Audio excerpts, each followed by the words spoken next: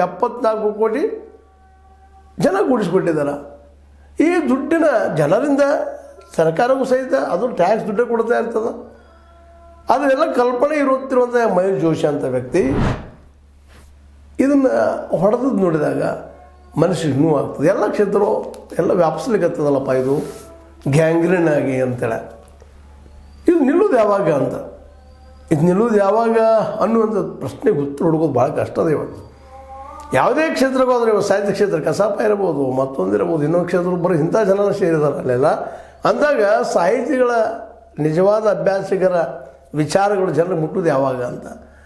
ಯಾಕಂದರೆ ಜನವನ್ನು ಅಭ್ಯಾಸ ಮಾಡೋದು, ಬದುಕನ್ನು ಅಭ್ಯಾಸ ಮಾಡೋದು, ನೋಡೋದು, ಅನುಭವಿಸೋದು, ಅದಕ್ಕೊಂದು ಪರಿಹಾರ ಹುಡುಕೋದು, ಏನೇನೋ ಕೆಲಸ ಮಾಡ್ತಿರ್ತಾನೆ ಸಾಹಿತ್ಯ ಅನ್ನುವಂಥ ವ್ಯಕ್ತಿ.